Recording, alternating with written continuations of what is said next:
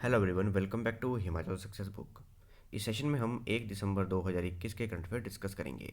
सबसे पहले हम हिमाचल प्रदेश के करंट अफेयर डिस्कस करेंगे, उसके बाद कुछ इंपॉर्टेंट नेशनल और इंटरनेशनल करंट अफेयर डिस्कस करेंगे।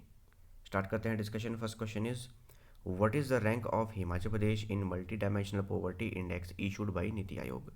नीति आयोग द्वारा जारी बहुआयामी गरीबी सूचकांक में हिमाचल प्रदेश का स्थान क्या है। इसका करेक्ट आंसर है ऑप्शन डी, 23rd। तो नीति आयोग द्वारा multi dimensional poverty index release किया गया है, जिसमें कि हिमाचल प्रदेश का पूरे भारत में 23rd रैंक है, 23वां स्थान है। इसमें सबसे इंपॉर्टेंट है कि हिमाचल प्रदेश का स्कोर क्या है। हिमाचल प्रदेश का स्कोर है 7.62%। और इसका मतलब क्या है, देखिए हिमाचल प्रदेश की 7.62% पॉपुलेशन जनसंख्या ही ऐसी है जो कि मल्टी डायमेंशनली पुअर है। अब ये मल्टी डायमेंशनली पुअर का मतलब क्या है, देखिए नीति आयोग द्वारा जब ये national multi dimensional poverty index बनाया गया तो उस समय काफ़ी एस्पेक्ट को ध्यान में रखा गया, इस जैसे कि health, education, standard of living, इस तरह के पैरामीटर्स को असेस किया गया। और इन सभी पैरामीटर को लिया गया नेशनल फैमिली हेल्थ सर्वे 5 के द्वारा। हाल ही में national family health survey release किया गया और वहाँ से इन सभी पैरामीटर्स को लिया गया, हर स्टेट को असेस किया गया और नीति आयोग द्वारा national multi dimensional poverty index बनाया गया और इसे रिलीज़ किया गया। तो इसमें हिमाचल प्रदेश की जो 7.62% पॉपुलेशन है वो मल्टी डायमेंशनली पुअर है। अगर हम बात करें पूरे भारत की, तो पूरे भारत में सबसे नंबर 1 पर रहा बिहार। बिहार का स्कोर है 51.9%, यानी कि बिहार की जो 51.9% पॉपुलेशन है वो मल्टी डायमेंशनल पुअर है, गरीब है। इसके अलावा जो हमारी नेबरिंग स्टेट है जैसे कि हरियाणा, इनका पोजीशन है 21st, पंजाब का रैंक है 24th और उत्तराखंड का रैंक है 15th। बात करें नीति आयोग की, जिनके द्वारा ये इंडेक्स बनाया गया है, नीति की फुल फॉर्म है national institution for transforming India. 1 जनवरी 2015 को इसकी स्थापना की गई थी। इससे पहले होता था प्लानिंग कमीशन। इसका हेडक्वार्टर है न्यू दिल्ली में और इसके जो चेयरपर्सन होते हैं वो होते हैं प्राइम मिनिस्टर और अभी हैं हमारे नरेंद्र मोदी। वही चेयरपर्सन है राजीव कुमार और सीईओ हैं Amitabh Kant. Which district has topped in Himachal Pradesh in multi dimensional poverty index. बहुआयामी गरीबी सूचकांक में हिमाचल प्रदेश में कौन सा जिला शीर्ष पर है। तो कौन सा जिला शीर्ष पर है, इसका करेक्ट आंसर है ऑप्शन ए, चंबा। आप देख सकते हैं मैप में चंबा, जिसमें रेड कलर किया गया है, ये टॉप पर है मल्टी डायमेंशनल पॉवर्टी इंडेक्स में हिमाचल प्रदेश में। अगर हम स्कोर देखें तो चंबा का स्कोर है 11.27%, सिरमौर का है 10.88%, सोलन का 9.24%, कुल्लू का 8.97%, मंडी का 8.3%, लाहौल स्पीति का 7.7%, बिलासपुर का 7.54%, शिमला का 7.5%, कांगड़ा का 5.88%, ऊना का 5.12%, किन्नौर का 5.10% और हमीरपुर का है 4.60%।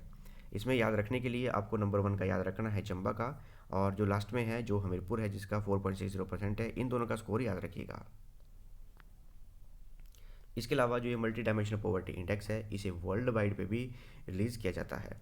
और वर्ल्ड वाइड पे पूरे वर्ल्ड के लिए कौन रिलीज़ करता है, वो करता है यूनाइटेड नेशन डेवलपमेंट प्रोग्राम और Oxford poverty and human development initiative, इनके द्वारा इसे रिलीज़ किया जाता है। तो वर्ष 2021 के लिए जो रिलीज़ किया गया था उसमें जो भारत का रैंक था वो 62nd प्लेस था भारत का। 109 कंट्रीज़ में पूरे हमारे जो भारत का रैंक था वो था 62nd। और इसमें जो इंडिया का स्कोर था वो था 27.9%, यानी कि इंडिया की 27.9% पॉपुलेशन ऐसी है जो कि मल्टी डायमेंशनली पुअर है। इसमें यूनाइटेड नेशन डेवलपमेंट प्रोग्राम द्वारा 10 इंडिकेटर्स को असेस किया गया था, जैसे कि educate nutrition, lack of improve drinking water, at least 6 years of schooling, इस तरह के 10 इंडिकेटर्स को लिया गया था और उन्हें असेस किया गया था। तो इसमें इंडिया का रैंक और इंडिया का स्कोर, इन दोनों को याद रखिएगा। Recently, which newly elected member of parliament from Himachal Pradesh has taken oath in Lok Sabha. हाल ही में हिमाचल प्रदेश के किस नवनिर्वाचित सांसद ने लोकसभा में शपथ ली है। तो कौन है ये, करेक्ट आंसर है ऑप्शन सी, प्रतिभा सिंह। पिछले कल ही इनका शपथ ग्रहण समारोह था। तो हाल ही में हिमाचल प्रदेश में जो बाई इलेक्शन हुए लोकसभा के लिए, उनमें ये जीती हैं और ये मंडी कॉन्स्टिट्यूंसी से जीती हैं। इनकी पार्टी का नाम भी याद रखिएगा, इंडियन नेशनल कांग्रेस। इससे पहले वर्ष 2004 और वर्ष 2013 में भी ये मेंबर ऑफ पार्लियामेंट थी हमारी लोकसभा की। Doctor Shiv Kumar who passed away recently was former MLA of which assembly constituency. Doctor Shiv Kumar, जिनका हाल ही में निधन हो गया, किस विधानसभा क्षेत्र के पूर्व विधायक थे। तो ये थे पालमपुर के पूर्व विधायक। तो पालमपुर के पूर्व विधायक डॉक्टर शिव कुमार, इनका हाल ही में निधन हो गया। वर्ष 1990 में इन्होंने बाई इलेक्शन जीते थे पालमपुर विधानसभा क्षेत्र से और वर्ष 1992 तक इन्होंने पालमपुर को रिप्रेजेंट किया था। इसके अलावा ये फाउंडर थे रोटरी आई हॉस्पिटल, जो कि पालमपुर के नज़दीकी मारंडा जगह पे स्थित है। काफ़ी फेमस आई हॉस्पिटल है ये हिमाचल प्रदेश में। इसके अलावा ये प्रेजेंट भी रह चुके अखिल भारतीय सनातन धर्म सभा के, और इनके द्वारा गोस्वामी गणेश दत्त डिग्री कॉलेज के नाम से हिमाचल प्रदेश, पंजाब और हरियाणा में इस तरह के डिग्री कॉलेज भी इस्टेब्लिश किए गए हैं। In which district of Himachal Pradesh Shikari Mata temple is situated, which has been closed due to upcoming snowfall in winter? शिकारी माता मंदिर हिमाचल प्रदेश के किस जिले में स्थित है जो शीत ऋतु में आगामी हिमपात के कारण बंद कर दिया गया है? करेक्ट आंसर है ऑप्शन बी, मंडी। तो मंडी जिले में स्थित है शिकारी देवी टेम्पल, और अभी विंटर सीजन शुरू हो चुका है और काफ़ी हिमपात होता है उस एरिया में, हिली एरिया में है ये, तो इसीलिए श्रद्धालुओं के लिए इसे बंद कर दिया गया है। What is the target date set by the Himachal Pradesh government to make state roads free from stray cattle? Himachal Pradesh सरकार द्वारा राज्य की सड़कों को आवारा पशुओं से मुक्त करने के लिए निर्धारित लक्ष्य तिथि क्या है? तो क्या तिथि रखी गई है? ये रखी गई है जून 2022। तो हिमाचल प्रदेश सरकार द्वारा जून 2022 डेट रखी गई है कि हिमाचल प्रदेश की सड़कों को आवारा पशुओं से मुक्त कर दिया जाएगा। Next is which university has signed an memorandum of understanding with American International University Bangladesh to jointly promote research especially at the School of Law? किस विश्वविद्यालय ने विशेष रूप से स्कूल ऑफ लॉ में अनुसंधान को संयुक्त रूप से बढ़ावा देने के लिए अमेरिकन इंटरनेशनल यूनिवर्सिटी बांग्लादेश के साथ एक समझौते ज्ञापन पर हस्ताक्षर किए हैं? करेक्ट आंसर है ऑप्शन ए, शून्य यूनिवर्सिटी सोलन। शून्य यूनिवर्सिटी जो कि सोलन में स्थित है, इन्होंने अमेरिकन इंटरनेशनल यूनिवर्सिटी जो कि बांग्लादेश में है, इनके साथ एक एमओयू साइन किया है ताकि स्कूल ऑफ लॉ में रिसर्च को प्रमोट कर सकें। डिस्कस करते हैं नेशनल और international current affairs. First question is who has been appointed as the new CEO of Twitter? Twitter के नए सीईओ के रूप में किसे नियुक्त किया गया है? काफ़ी इंपॉर्टेंट क्वेश्चन है। करेक्ट आंसर है इसका ऑप्शन बी, पराग अग्रवाल। पराग अग्रवाल ये इंडियन ओरिजिन के हैं और हाल ही में ट्विटर के नए सीईओ बने हैं। इनसे पहले थे जैक डॉर्सी, ये को फाउंडर भी हैं जैक डॉर्सी ट्विटर के, पर इन्होंने स्टेप डाउन कर दिया है, इसीलिए पराग अग्रवाल इन्हें नया सीईओ बनाया गया है ट्विटर का।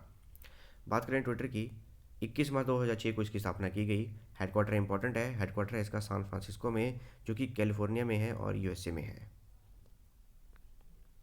इसके अलावा वर्ल्ड की ग्लोबल कुछ टेक्नोलॉजी कंपनीज हैं जिनमें कि इंडियन ओरिजिन के सीईओज हैं। काफ़ी इंपॉर्टेंट है, एग्जाम में काफ़ी बार पूछे गए हैं।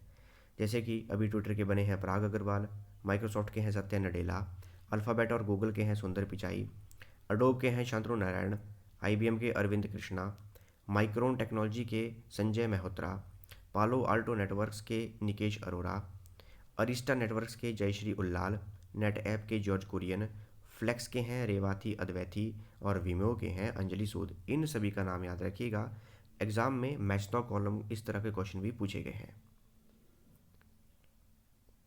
Who has been elected as first woman president of the Indian Mountaineering Foundation?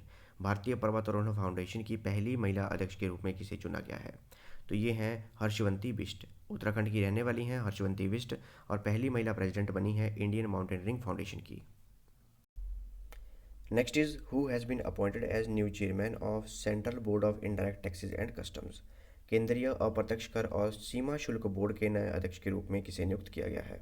Correct answer है ऑप्शन ए, विवेक जौहरी। देखिए, विवेक जौहरी को हाल ही में central Board of Indirect Taxes and customs यानी कि सीबीआईसी का नया चेयरमैन बनाया गया है। काफ़ी इंपॉर्टेंट क्वेश्चन है, याद रखिएगा। देखिए, जो सीबीआईसी है ये एक नेशनल नोडल एजेंसी है जो कि GST, customs, central excise, service tax और नारकोटिक्स इन सभी को एडमिनिस्टर करती है। तो अगर एग्जाम में क्वेश्चन है कि जीएसटी किसके अंडर आता है तो वो आता है सीबीआईसी के अंडर, और सीबीआईसी के नए चेयरमैन किसे बनाया गया है? ये बनाया गया है विवेक जौहरी को।